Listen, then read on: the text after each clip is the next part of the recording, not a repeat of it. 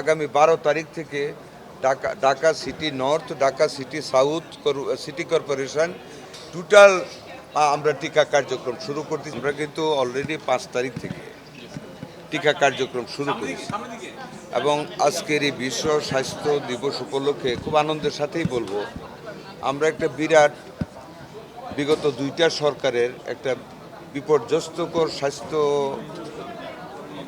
কার্যক্রমের ভিতরে থেকে যে ক্রাইসিসটা তারা টিকা সংগ্রহের সৃষ্টি করে গিয়েছে, যাও ছিল তাও দিতে ব্যর্থ হয়েছে 2020-এর পরে, যার কারণে মিজেলসটা মহামারী আকারে দেখা দিয়েছিল।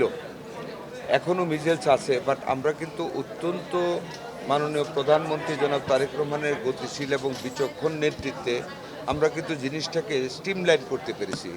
We have been able to arrest the critical situation of the attack of the measles. আমরা 5 তারিখ থেকে কিন্তু আমরা টিকা কার্যক্রম শুরু করেছি। ওয়ার্ল্ড হেলথ অর্গানাইজেশন এবং ইউনিসেফের যৌথ চেষ্টায় তারা যেভাবে আইডেন্টিফাই করেছে, সবচেয়ে বেশি সংক্রামক এলাকা মিজেলসের 18টি ডিস্ট্রিক্টের 30টি উপজেলা, আমরা 5 তারিখ সকাল থেকে আমরা টিকা কার্যক্রম শুরু করেছি। আমাদের ওই দিন লক্ষ্য ছিল 76,000 বেবি আমাদের টিকা নেবে। আলহামদুলিল্লাহ 73,000 বেবি সেই দিন টিকা নিয়েছে। তার মানে আমরা 96% পর্যন্ত সফল হয়েছি প্রথম দিনেই টিকাদান কর্মসূচিতে।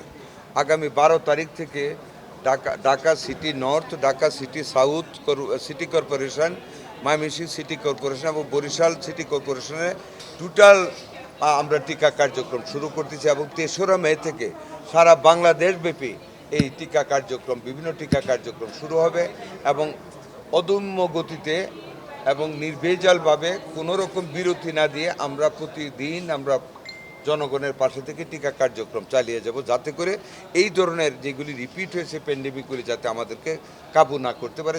সেই ব্যাপারে আমাদের জনস্বাস্থ্য সঠিক রাখার জন্য, আমাদের ভবিষ্যৎ প্রজন্মের সুরক্ষা করার জন্য স্বাস্থ্যের আমরা কার্যক্রমগুলি চালিয়ে যাচ্ছি।